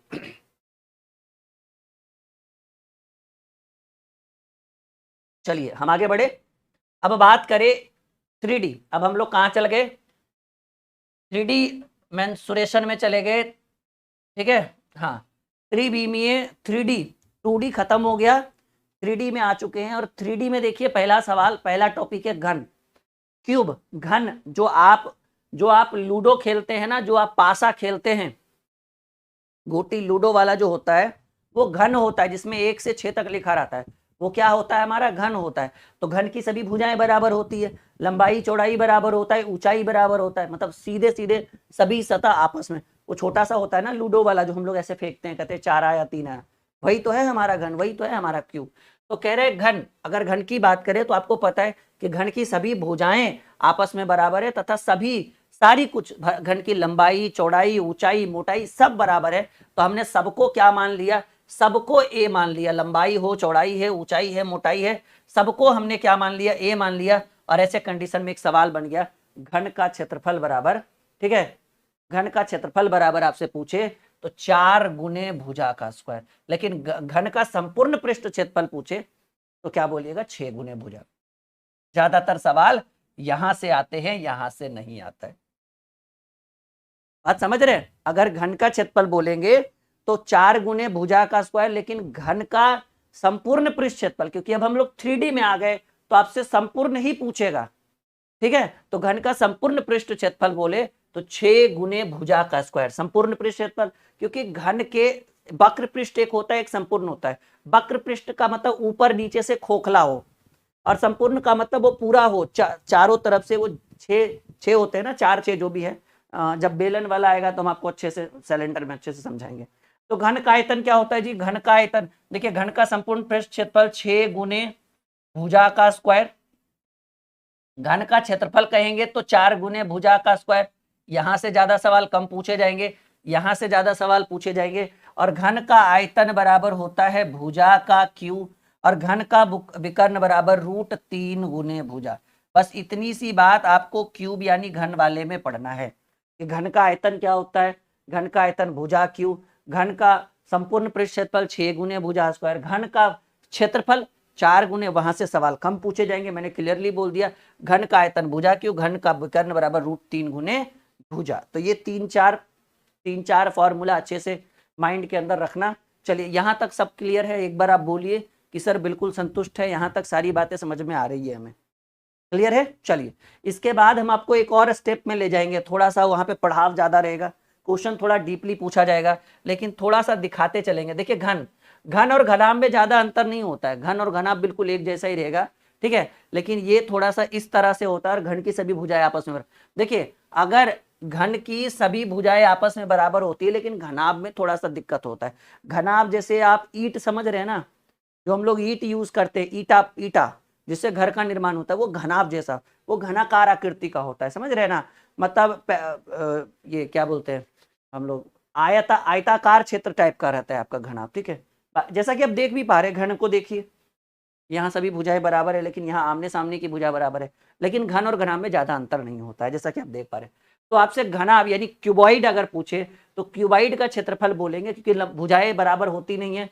लंबाई को यल माना गया है। देखिए घनाभ की लंबाई, देखिए इसमें तीनों है, लंबाई है, चौड़ाई है, चौड़ाई इसको कहेंगे, और ये ऊंचाई है, मतलब तीनों चीज है। और हमने आपको पहले ही बोला था, जिसमें लंबाई चौड़ाई ऊंचाई तीनों हो वो 3D मेंसुरेशन के अंतर्गत आएगा, ठीक है। हाँ, तो 3D मेंसुरेशन जो आप पढ़ रहे हैं, और आपसे लंबाई भी दिख रहा है, चौड़ाई भी दिख रहा है, ऊंचाई भी दिख रहा है, तो घनाभ का क्षेत्रफल पूछे, याद रखिएगा घन नहीं, घनाभ का क्षेत्रफल पूछे तो 2 into L B plus B, L plus B into H, 2 into L plus B into H, याद रखिएगा। घन का क्षेत्रफल पूछे, सिर्फ एरिया पूछे, घन का एरिया पूछे तो 2 into L plus B into H, L plus B into H. बात क्लियर हुआ, बात समझ में आया। अगर घनाभ का, सॉरी एक सेकंड रुकिएगा, हाँ, अगर आपसे घनाभ का क्षेत्रफल पूछे, क्यूबॉइड का क्षेत्रफल पूछे तो 2 into L plus B into H, लेकिन लेकिन लेकिन लेकिन लेकिन अगर आपसे घनाभ का संपूर्ण पृष्ठ क्षेत्रफल, जहां से सबसे ज्यादा सवाल पूछा जाता है, अगर आपसे घनाभ का संपूर्ण पृष्ठ क्षेत्रफल पूछे, जहां से सबसे ज्यादा सवाल यही से पूछा जाता है, 2 into L B plus B H plus L H, जहां पर आपको पता है L is equal to length, लंबाई, बी इज इक्वल टू, ठीक है, ये आपको ये लंबाई चौड़ाई और यह चीज इक्वल टू हाइट ऊंचाई, तो आपको समझ में आ गया घन का क्षेत्रफल बराबर 2 into L plus B into H, 2 into L plus B into H. लेकिन जहां सबसे ज्यादा प्रश्न पूछा जाएगा वो ये पॉइंट है कि घनाभ का संपूर्ण पृष्ठ क्षेत्रफल total surface area, total surface area में तो समझ गए, लंबाई चौड़ाई ऊंचाई वो चारों तरफ से जब ढका रहेगा उसका एक वक्र पृष्ठ होता है, वक्र पृष्ठ जैसे मानकर चलिए, देखिए हाँ, अब हम आपको एकदम बढ़िया डिजाइन आपको बताएंगे। जैसे मान लीजिए ये हमारे पास कुछ भी है, नॉर्मली जो भी है टेप है, अब आप देखिए कि ये दोनों तरफ से खोखला है, ऐसे खुला हुआ है ना ये, ठीक है, तो अगर अगर इसका संपूर्ण पृष्ठ क्षेत्रफल पूछेगा तो पता है मैं किसका निकालूंगा, इसका तो निकालूंगा ही निकालूंगा, ये ऐसे ढका हुआ रहेगा दोनों तरफ से, मतलब यहाँ भी ऐसे पट्टी लगी रहेगी, यहाँ भी पट्टी लगी रहेगी, और सारा क्षेत्रफल तो उसको कहेंगे संपूर्ण पृष्ठ क्षेत्रफल। लेकिन अगर वक्र पृष्ठ क्षेत्रफल पूछेगा तो ऊपर वाला कैप हटा देंगे और नीचे वाला कैप हटा देंगे, मतलब ये बिल्कुल ऐसा हो जाएगा खोखला, और इसका जब क्षेत्रफल निकालेंगे, ये जो आपको दिख रहा है, ना तो ऊपर है ना तो नीचे, ये वक्र पृष्ठ क्षेत्रफल का काम करेगा। बात समझ में आया, एकदम मोटा मोटा, हम ज्यादा बकवास करते नहीं, एकदम मोटी मोटी बात करते हैं। संपूर्ण पृष्ठ क्षेत्रफल बोले तो कुछ नहीं करिएगा, एक पट्टी ऐसे लगाइएगा, एक पट्टी ऐसे लगाइएगा, और इसका क्षेत्रफल जितना पूरे का निकलेगा, पूरे का निकलेगा, ये संपूर्ण में ऊपर नीचे दायां बायां लेफ्ट राइट अप डाउन सब कुछ, और वक्र पृष्ठ क्षेत्रफल में ये वाला जो लगाए थे कैप और ये वाला जो लगाए थे कैप, ये बिल्कुल खोखला हो जाएगा और ये बना देगा वक्र पृष्ठ क्षेत्रफल। इसका निकाल दीजिए, ये वक्र पृष्ठ, इससे बढ़िया और कोई एग्जांपल हो नहीं सकता, अभी बिल्कुल मेरे सामने रखा था, ठीक है, ये स्पेशल मैंने आप लोगों के लिए रखा है। तो बात समझ में आया। संपूर्ण और वक्र में अब मत पूछना कि सर वक्र पृष्ठ क्षेत्रफल क्या होता है, संपूर्ण पृष्ठ क्षेत्रफल, क्योंकि अभी आगे बहुत सारी चर्चा चलेगी संपूर्ण पृष्ठ क्षेत्रफल और वक्र पृष्ठ क्षेत्रफल पर। तो घनाभ की बात करें, क्यूबाइड की बात करें तो क्षेत्रफल बराबर 2 into L plus B into H, संपूर्ण पृष्ठ क्षेत्रफल 2 into L B plus B H plus L H. आयतन की बात करें, घनाभ का आयतन बराबर होता है लंबाई गुने चौड़ाई गुने ऊंचाई। घनाभ का आयतन की बात करें, वॉल्यूम की बात करें तो लंबाई गुने चौड़ाई गुने ऊंचाई, ये घनाभ का आयतन है। घनाभ के विकर्ण की बात करें, ठीक है ना, ठीक है, बात डायगोनल की बात करें, वॉल्यूम तो समझिए कि चूंकि अगर आयतन चाहिए लंबाई गुने चौड़ाई गुने ऊंचाई, घन का आयतन भुजा क्यू, घनाभ का आयतन लंबाई गुने चौड़ाई गुने ऊंचाई। तो अगर विकर्ण की बात करें, देखो अब यहां से पेरीमीटर नहीं आएगा क्योंकि परिमाप की जरूरत नहीं पड़ेगी, वो तो पूरा, अब वो एक पूरा स्ट्रक्चर बन रहा है, ठीक है, अब 3D में आ गए, मैं पेरीमीटर की ज्यादा जरूरत नहीं पड़ेगी, परिमाप की जरूरत नहीं पड़ेगी। अब विकर्ण की बात करेगा, आपसे डायगोनल की बात करेगा, तो घनाभ का विकर्ण होता है under root L square plus B square plus H square. इतना बेहतरीन कॉन्सेप्ट हम आपको दे रहे हैं ना, आप एक बार अच्छे से मेंसुरेशन पढ़ के जाइए एग्जामिनेशन हॉल में, नहीं छूटेगा आपसे एक भी सवाल मेंसुरेशन का, लेकिन अच्छा से पढ़ेंगे तब ना। बात करें बेलन की, सिलेंडर अभी अभी बोल रहे थे, ये एक बेलनाकारी तो है, इसमें एक और रख देंगे, हाँ मिल गया मिल गया, एक सेकेंड एक सेकेंड, मतलब आज हम जिस चीज की तलाश कर रहे हैं बहुत बढ़िया तरीके से मिल रहा है। Now dear students, this is a cylinder, ये एक बेलनाकार है, और अगर कुछ और मिल जाए मिल जाए, हमारे रूम में बहुत कुछ रखा रहता है स्टूडियो में, मतलब ऐसी ऐसी चीजें है ना, अब बताओ हमें पता नहीं था कि भाई ऐसा कुछ है हमारे पास, लेकिन देखो बहुत बढ़िया, वेरी गुड। हाँ, कैसे मैं समझाऊं आपको, बिल्कुल समझा तो लूंगा, ठीक है, अब जब पढ़ाने बैठा ही हूँ तो थोड़ी क्वालिटी भी होनी चाहिए क्लास में। नाउ डियर स्टूडेंट, बात करें, अगर ये एक बेलन है, मानकर चलो बेलनाकारी है ना मिला जुला के, और इसको ऐसे वो होता है ना बेलन, थोड़ा सिलेंडर ऐसे होता है इस तरह से, जैसा कि आप देख पा रहे हैं, नहीं मान लीजिए हम नॉर्मल, क्योंकि हमारे पास तो इतना व्यस्त है, वो आपको दिख रहा है ना सिलेंडर, वो थोड़ा सा मीठा हुआ है लेकिन दिख रहा होगा। अगर मान लीजिए एक पट्टी ऐसे लगा दे, और ये पट्टी लगा हुआ है, ऐसा नहीं कि ये छूट गया, और एक पट्टी ऐसे लगा दे ऐसे, ठीक है, एक ऐसे लगा दे एक ऐसे लगा दे, तो इसका जो क्षेत्रफल आप निकालोगे ना, इसको कहते हैं बेलन का संपूर्ण पृष्ठ क्षेत्रफल। समझो मेरी बात, एक पट्टी नीचे लगी हुई है, दिख रहा है आपको, ये पट्टी ये नीचे लगी हुई है, और वो एक पट्टी ऐसे ऊपर लगा दे, और पूरे का क्षेत्रफल, पूरे मतलब समझ रहे एकदम पूरा, तो ये हो गया बेलन का संपूर्ण पृष्ठ क्षेत्रफल। और अगर इस पट्टी को यहां से भी ऐसे हटा दे, और ये जो पट्टी नीचे लगी हुई थी, सपोज दैट करो, इसको भी ऐसे हटा दे, अब ये हो गया भाई खोखला, ठीक है। तो इसको जब निकालेंगे, इसको जब निकालें, हालांकि इसका आयतन, ये लंबाई चौड़ाई, चौड़ाई भी होगी इसकी कुछ ना कुछ, लंबाई चौड़ाई ऊंचाई, तो ये जब ऊपर नीचे वाली पट्टी हट जाएगी ना, तो इसी चीज को कहेंगे वक्र पृष्ठ क्षेत्रफल हम लोग, ठीक है। बाकी और जब क्वेश्चन आंसर जब करना होगा तो और डीपली अच्छे से समझा देंगे। फिलहाल मैंने मोटी मोटी चीजें आपको समझा दी है कि संपूर्ण पृष्ठ क्षेत्रफल कैसे निकालेंगे, वक्र पृष्ठ क्षेत्रफल कैसे निकालेंगे। तो अभी तो सारा फॉर्मूला, मतलब मेरा बस टारगेट इतना है कि आपको ये सवाल में, आपके मन में बस ये सवाल नहीं कि वक्र क्या होता है, संपूर्ण क्या होता है। संपूर्ण का मतलब पूरा जितना है सबको लपेट लीजिए, वक्र का मतलब ऊपर वाला सतह और नीचे वाला सतह हट जाएगा, बाकी जो बचा सबका निकालिए, तो वो हो गया वक्र आपका, ठीक है। देखिए, अगर बेलन की बात करें, सिलेंडर की बात करें, बेलन यानी सिलेंडर, सिलेंडर का वक्र पृष्ठ क्षेत्रफल, अब मत पूछिएगा कि वक्र क्या होता है।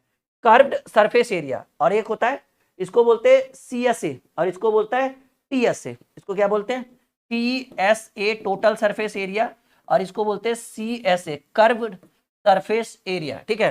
तो अगर आपसे सवाल पूछा जाए, ये एक सिलेंडर है, ये एक बेलन है, जिसमें यहां से, सॉरी, आपको यहां से यहां तक ऊंचाई दी गई है, हाइट यहां से यहां तक ले गया, और ये आपका जो है, दिख नहीं रहा होगा आप लोगों को, मैं यहां दिखा देता हूं, ये जो है, ये आपका रेडियस है, ये यहां तक, ये आपका रेडियस है, और रेडियस को R से डिनोट किया गया, त्रिज्या को, ठीक है। तो बात अगर हम करें रेडियस की, बेलन का वक्र पृष्ठ क्षेत्रफल, तो याद रखिएगा 2πRh होता है। क्या होता है डियर स्टूडेंट? 2πRh। क्या होता है? 2πRh, ठीक है। ये आपका वक्र पृष्ठ क्षेत्रफल हो गया, ठीक है। हाँ, 2πr दोनों तरफ लेंगे, और ऊंचाई h, तो 2πRh, ठीक है। बेलन का संपूर्ण पृष्ठ क्षेत्रफल, तो 2πr तो लेंगे, लेकिन h में r प्लस h, क्योंकि वो आपका त्रिज्या ऐड हो जाएगा ना संपूर्ण पृष्ठ क्षेत्रफल में, तो r प्लस h लेंगे। बेलन का आयतन करेंगे तो πr² है। परेशान आप मत होइए, हर एक क्वेश्चन को बनाने से पहले पूरा डिस्कशन हम करेंगे चैप्टर में। ये मत सोचिएगा कि यहाँ पर हमने मोटी मोटी बातों में, मोटी मोटी चीजों में आपको फंसा लिया तो क्वेश्चन के समय नहीं। क्वेश्चन के समय क्वालिटी रहेगा, कॉन्सेप्ट रहेगा, क्लियरिटी रहेगी हर एक क्वेश्चन के अंदर। जब तक क्लियरिटी नहीं मिलेगी आपको, तब तक हम आगे नहीं बढ़ेंगे, ये मेरा वादा रहा, ठीक है। क्योंकि क्वेश्चन, ये चैप्टर बहुत बड़ा जाने वाला है मेंसुरेशन, तो आपको थोड़ा टाइम देना पड़ेगा। तो बेलन का वक्र पृष्ठ क्षेत्रफल अगर पूछे तो 2πRh, संपूर्ण पृष्ठ क्षेत्रफल बोले तो 2πr × r + h, ये सब रटना होगा, समझना होगा। वॉल्यूम आयतन की बात करें तो बेलन का आयतन होता है πr²h। क्या होता है? बेलन का आयतन होता है πr²h। आगे बात करें खोखला बेलन, खोखला बेलन समझ रहे हैं? वो बेलन जो था वो अंदर से भरा हुआ था, लेकिन ये खोखला बेलन है। खोखला बेलन मतलब मानकर चलिए, ठीक है, कि ये त्रिज्या R1 की गई, बेलन के अंदर वो खोखला होता है ना, ये चारों तरफ से रहता है, बीच में गैस भरा रहता है, सिलेंडर भरा रहता है, जो भी रहता है इस तरह से। तो अगर खोखले बेलन की बात करें, ठीक है, हॉलो सिलेंडर, तो इसको क्या करेंगे देखिए। तो कहा गया है कि अगर खोखले बेलन का, आपसे क्लियर पूछेगा, अगर बेलन पूछे तो समझिएगा ये वाला, और अगर खोखला बेलन पूछे, खोखले बेलन का वक्र पृष्ठ क्षेत्रफल, तो 2π × R1 + R2 × h, याद रखिएगा थोड़ा सा, क्योंकि R1 + R2, क्योंकि यहाँ जो है खोखला बेलन जब रहेगा तो एक त्रिज्या जो अंदर वाली त्रिज्या रहेगी और एक त्रिज्या अंदर से बिल्कुल बाहर तक का रहेगा। बात समझ रहे हैं? तो क्योंकि मान लीजिए कि ये एरिया भरा हुआ है, ये एरिया भरा हुआ है, और ये एरिया भरा हुआ है, और ये एरिया पूरा खोखला है, खोखला है ना, तो ये आपको खोखला वाला एरिया का त्रिज्या कितना मिलेगा? इतना, और भरा हुआ का एरिया कितना मिलेगा? वो शुरू से एकदम लास्ट तक, ठीक है ना, बीच से, सेंटर से, क्योंकि त्रिज्या कहाँ से ली जाती है?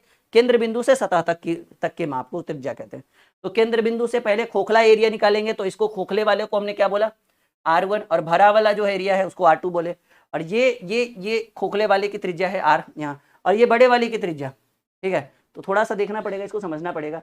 ऊंचाई तो आप नॉर्मली समझ रहे हो कि ये जो है हाइट है, ऊंचाई, ठीक है। और बिल्कुल समझिएगा, खोखले बेलन का वक्र पृष्ठ क्षेत्रफल पूछे तो 2π × R1 + R2 × h। खोखले बेलन का संपूर्ण पृष्ठ क्षेत्रफल पूछे तो 2π × R1 + R2 × R2 - R1 + h। ये थोड़ा सा लिखिएगा, कॉपी में नोट करिएगा, ये आपके कोर्स के अंदर भी रहेगा, और साथ ही साथ आपको हम टेलीग्राम पे डाल देंगे। टेलीग्राम पे एक बार आप जाकर चेक कर लीजिएगा, ये पूरा PDF मिल जाएगा। खोखले बेलन का आयतन पूछे तो π × R2² - R1² × h, ठीक है। क्योंकि वॉल्यूम पूछ रहा है तो h यानी हाइट का होना बहुत जरूरी है, ये बात एकदम क्लियर रखिएगा आप लोग। यहां तक बातें बिल्कुल क्लियर हो पा रहा है, आप लोगों को समझ में आ रहा है? यस या नो में जवाब दीजिएगा। कुछ बातें जो आपको नहीं समझ में आए तो आप बोलते रहिएगा। चलिए, शंकु की बात करें, कोण, ये तो आपने सुना ही होगा, पढ़ा ही होगा, कई बार आपने देखा होगा। ये शंकु की ऊंचाई जिसको एच बोला गया है, त्रिज्या आर है, और एल जो है वो तिर्यक ऊंचाई है, ठीक है ना। यल को क्या बोला गया है? तिर्यक ऊंचाई, हालांकि लिखा हुआ नहीं इसमें, खैर कोई बात नहीं। ये शंकु का ये जो यल है, ये शंकु की क्या है? तिर्यक ऊंचाई, और ये ऊंचाई है, ये यच है, और ये यल जो है वो शंकु की तिर्यक ऊंचाई है, और ये शंकु की त्रिज्या आर है। तो आपसे 2-3 सवाल यहां से पूछा जाता है कि शंकु का वक्रपृष्ठ क्षेत्रफल पूछे। आप समझ चुके हो वक्रपृष्ठ क्षेत्रफल मतलब ये वाला ऊपर वाला एरिया जो है खुला हुआ रहेगा। तो शंकु का वक्रपृष्ठ क्षेत्रफल होता है पाई आर एल। शंकु का संपूर्ण पृष्ठ क्षेत्रफल बोले तो pi R into R plus N. शंकु का आयतन बोले तो 1/3 into pi R square H. बस इतना याद रखिएगा, अच्छे ढंग से देखिए, ठीक है। एक अच्छे ढंग से देखिए, जल्दी बोलिए, समझ में आ रहा है? समझ में आ रहा है? शंकु का वक्रपृष्ठ क्षेत्रफल बोले पाई आर एल, संपूर्ण पृष्ठ क्षेत्रफल बोले pi R into R plus L, शंकु का आयतन बोले 1/3 पाई आर स्क्वायर एच। चलो आगे बढ़ते हैं। सर्कल, गोला, सॉरी सर्कल नहीं, स्पेयर, ठीक है। स्पेयर यानी गोला, और गोला मतलब समझ रहे, एक होता है वृत्त, सर्कल, ये सर्कल हो गया। सर्कल, सर्कल का मैं आपको एक सिंपल से एग्जांपल दूं। जैसे आप देखते हो बच्चे जो है ऐसे रिंग को लेते हैं। हाँ, आप कभी मेले में देखे हो जब आप ऐसे फेंकते हो, जो जिस चीज में वो रिंग चला जाएगा वो आपका, तो वो हो गया सर्कल, घेरा। और ये है गोला, स्फेयर। स्फेयर मतलब समझ रहे हो, जो आप बॉल, टेनिस बॉल या फिर कोई भी बॉल जो आप फेंकते हो, या फिर कोई फुटबॉल, वो स्फेयर हो गया, गोला जो भरा हुआ रहता है, बिल्कुल इस तरह की बात हो रही है। तो यहां पर याद रखिएगा कि आपसे गोले की बात करेगा। गोले में 2 सवाल आपको याद रखना है कि गोले का अगर संपूर्ण पृष्ठ क्षेत्रफल पूछ दे, ये सर्कल है, सॉरी स्फेयर है, ये गोला है, टोटल सरफेस एरिया अगर पूछ दे पाई आर स्क्वायर एच, और गोले का आयतन बोले 4/3 पाई आर क्यूब, बस तो ही फॉर्मूला याद रखिएगा। या तो आपको संपूर्ण पृष्ठ क्षेत्रफल, क्योंकि वक्र निकाल नहीं सकते इसका, अब इसको खोलोगे कहीं ऊपर नीचे तो गोला बनने के बजाय कुछ और बन न जाए, ठीक है। ये गोला में अगर इसको हम ऊपर नीचे उखाड़ दें, क्योंकि हमने वक्र में बोला था ऊपर नीचे खुल जाता है, तो ये गोला रहेगा, ये तो कुछ और बन जाएगा। तो ऐसे कंडीशन में इसको खोल नहीं चल सकते हैं, इसलिए यहाँ सिर्फ एक ही फॉर्मूला बनेगा संपूर्ण पृष्ठ क्षेत्रफल, तो पाई आर स्क्वायर एच, और गोले का आयतन, स्फेयर का आयतन तो 4/3 पाई आर क्यूब। बस यही 2 फॉर्मूला और आपका पूरा सर ये गोला वाला टॉपिक क्लियर हो जाएगा। अब अर्धगोला आएगा, देखो समझो इस चीज को। अर्ध अभी नहीं आया, अच्छा खोखला गोला आया, यहाँ से क्वेश्चन बनता है कभी कभी। खोखले गोले में आप ये देखिए, ये जो है ये बड़ी वाली त्रिज्या है, ये है बड़ी वाली त्रिज्या जो केंद्र से बाहर तक गया है, और ये है अंदर वाली त्रिज्या। ये खोखला गोला, आपको मैं एकदम सिंपल एग्जांपल बताऊं, फुटबॉल को देखिएगा, फुटबॉल की का लेयर इतना मोटा होता है, ये क्रिकेट टेनिस बॉल भी आपका खोखला गोला ही है। और ये गोला मैं आपको प्रॉपर बताऊं ये कहाँ आएगा, इसको कौन सा मानेंगे, इसको हम ऐसे मानेंगे जो लोहे का होता है ना, जो भरा हुआ रहता है, वो ये हुआ। टेनिस वाला जो है ना वो इसमें नहीं, टेनिस वाला खोखला वाला में आ जाएगा, कि मोटा सा लेयर होता है और अंदर से खोखला होता है। मान लीजिए कि 5 सेंटीमीटर चारों तरफ का उसका स्फेयर है, तो अंदर में 3 सेंटीमीटर ही खोखला होगा, बाकी 2 सेंटीमीटर का वो लेयर होता है। मानकर चलिए एग्जांपल दिया, तो वो जो टेनिस वाला या फुटबॉल वाला गेंद आएगा वो खोखला में आएगा। भरा गोला कौन सा आएगा, जैसे मान लीजिए जैसे कुछ भी मान लीजिए, जैसे मिट्टी का अगर हम बनाते हैं कोई गोला, जैसे हम लड्डू खा रहे हैं, ठीक है, वो तो वो हमारा क्या हुआ, खोखला नहीं, वो भरा हुआ पूरा सर्कल है, गोला है, सॉरी सर्कल नहीं, स्फेयर। यहाँ तक बात क्लियर है? तो अगर बात करें खोखले गोले की, तो खोखले गोले में याद रखिएगा कि केंद्र बिंदु से जो अंदर वाला क्षेत्र है उसको R1 से डिनोट किया गया, और केंद्र बिंदु से जो बाहर तक का, क्योंकि इतना मोटा मान लीजिए कि वो आपका जो है ना बॉल का चत्ता है, लेयर है, इतना मोटा क्या मानेंगे डियर स्टूडेंट, ये जो है ये मानकर चलिए बॉल का जो है वो चत्ता है, जब आपका बॉल फटता है ना तो मोटाई होती है ना, वो है मानकर चलिए। तो ये एकदम बिल्कुल क्लियर है कि अगर आपके पूछे कि अंतः पृष्ठ का क्षेत्रफल, खोखले गोले के अंतः पृष्ठ का क्षेत्रफल पाई आर इंटू R1 का स्क्वायर, क्योंकि अंदर में कितना है, आर की वैल्यू इतनी है, और बाह्य पृष्ठ का क्षेत्रफल पूछे तो पाई आर R2 का स्क्वायर, क्योंकि आर जो है अब इतना बड़ा हो गया पूरा केंद्र से बाहर तक, तो बाह्य पृष्ठ, केंद्र से अंदर तक तो अंतः पृष्ठ। संपूर्ण पृष्ठ क्षेत्रफल बोले तो दोनों को जोड़ेंगे 4 पाई, क्योंकि गोला 4 पाई इंटू R1 का स्क्वायर प्लस R2 का स्क्वायर, और आयतन पूछे तो 4/3 पाई R2 का क्यूब, बड़ा वाला में छोटा वाला घटाएंगे माइनस R1 का क्यूब। यहां तक आप देखिए, क्लियर है सबको? यहां तक सबको समझ में आ रहा है? सारी बातें एकदम स्पष्ट हो पा रही है? एकदम जैसे गणित मक्खन होता था वो सारा मेंसुरेशन का एरिया आपको मक्खन लग रहा है। छूटना बिल्कुल भी नहीं चाहिए। अच्छे ढंग से चीजों को समझते हुए, पढ़ते हुए करना है आगे। चलो, अर्धगोला, मान लीजिए अर्धगोला कि भाई मिट्टी का, मान लीजिए आपने लड्डू को लिया और बीच से काट दिया और आधा लड्डू यहाँ पे रख दिया, वो क्या बनेगा? अर्धगोला का काम करेगा वो, अर्धगोला। तो अर्धगोला में आपको पता है कि ये एक परिधि है, वृत्त की परिधि है, 2πr है ना? और उसके ऊपर एक ये ऐसा लग रहा है ना कि जैसे देखें हैं कभी जैसे वो, हाँ, अंबुजा सीमेंट वाले जो काम करते हैं और जो कैप पहने रहते हैं, वो अर्धगोला जैसा ही होता है, लेकिन उसका अंदर भरा हुआ रहेगा। यहाँ अंदर क्या, यहाँ अंदर भरा हुआ है, लेकिन उसमें क्या होता है, कैप। जैसे हम लोग हेलमेट पहनते हैं ना, महिलाएं जो नॉर्मल सा हेलमेट होता है, मतलब डेली ऐसे यूज़ के लिए, उससे कोई फर्क पड़ता नहीं है, लेकिन ट्रैफिक पुलिस से बचने के लिए पहन लेते हैं। वो अर्धगोला जैसा ही होता है, लेकिन वो अर्धगोला होता नहीं, क्योंकि अर्धगोला भरा रहेगा अंदर तक। ठीक है, तो अर्धगोले का वक्र पृष्ठ क्षेत्रफल की बात करें, ठीक है ना, आपको त्रिज्या यहाँ से यहाँ तक क्या दिख रहा है? आर दिख रहा है। ये क्या होगा? आर होगा त्रिज्या। और ये यहाँ से यहाँ तक भी आर होगा, याद रखिएगा इस चीज को, क्योंकि ये केंद्र बिंदु है, केंद्र से सतह का क्षेत्र त्रिज्या आर का। तो वक्र पृष्ठ क्षेत्रफल देखिए, इसका वक्र पृष्ठ क्षेत्रफल क्या था? संपूर्ण पृष्ठ, अच्छा वक्र बाह्य पृष्ठ क्षेत्रफल, अंतः बाह्य था, नहीं सॉरी। अगर वक्र पृष्ठ क्षेत्रफल बोले मतलब ऊपर वाला छोड़ के, तो 2πr²। संपूर्ण पृष्ठ क्षेत्रफल बोले तो आपको पता है कि ये क्या है? वृत्त की परिधि, वृत्त की परिधि है, तो 2π वृत्त का क्षेत्रफल है ना, अच्छा πr², हाँ ठीक तो है, चलिए सॉरी मिस्टेक है हमारा। अगर वक्र पृष्ठ क्षेत्रफल पूछे तो 2πr², संपूर्ण पृष्ठ क्षेत्रफल पूछे तो 3πr², और आयतन पूछे, अर्धगोला का आयतन पूछे, ठीक है, तो 2/3πr3। बात समझ में आ रहा है? कॉन्सेप्ट क्लियर हो रहा है? सब लोग बोलो, सब लोग बताओ, सारी चीजें एकदम स्पष्ट हो पा रही है? एग्जाम में सवाल नहीं छूटने चाहिए, ये इस चीज को ध्यान रखना है एकदम। परीक्षा में सवाल नहीं छूटने चाहिए। अभी तो बेसिक ही चल रहा है, अभी तो हमारा सिर्फ फॉर्मूला ही चल रहा है लगातार।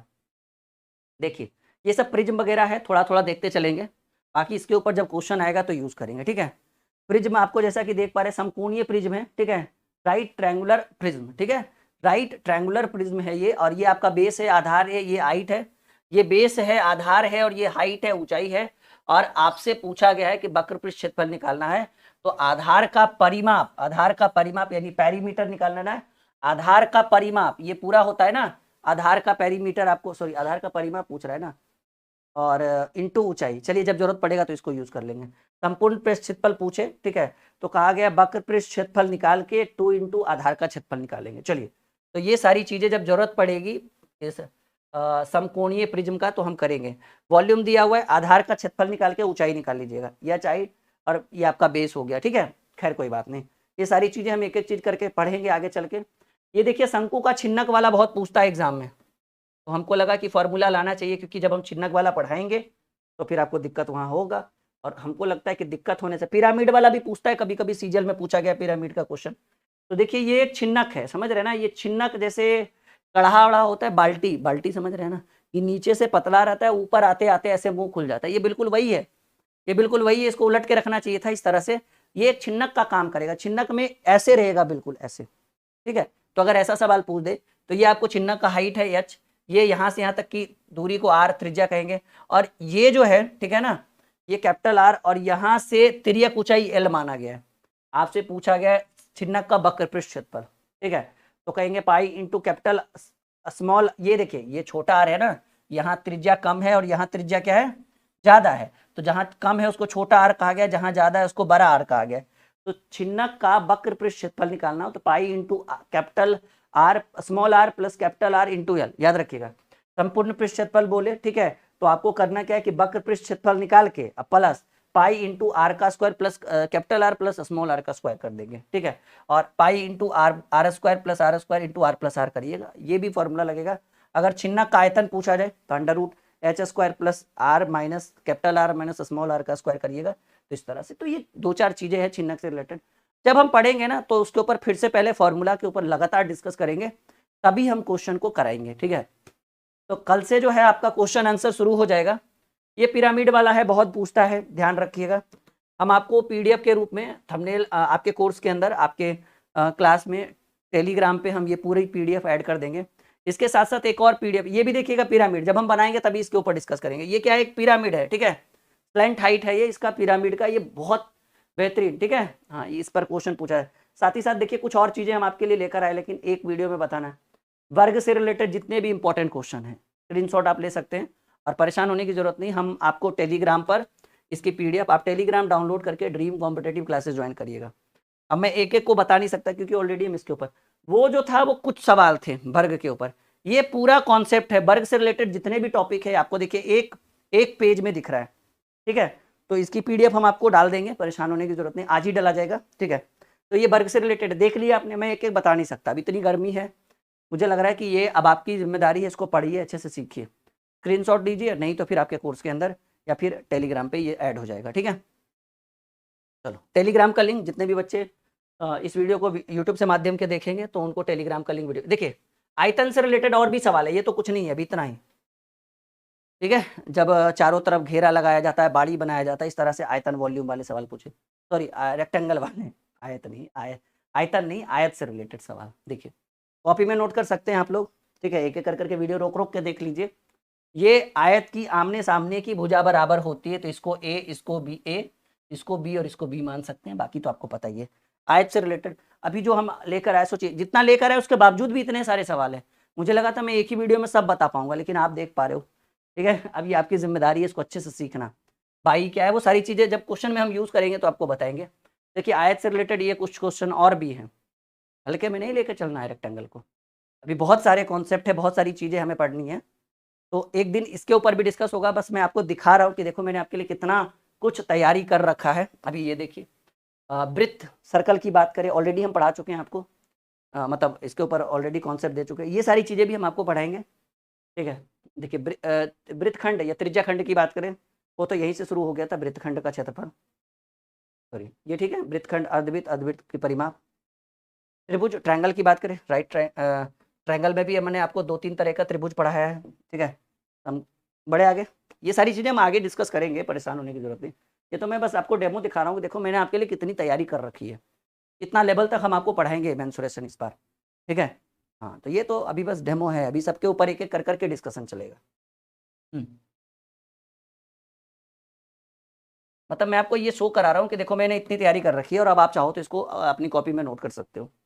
बाकी पीडीएफ मैं दे दूंगा। समबाहु त्रिभुज, समबाहु त्रिभुज, समान भुजा वाले त्रिभुज, बड़े आगे चलिए।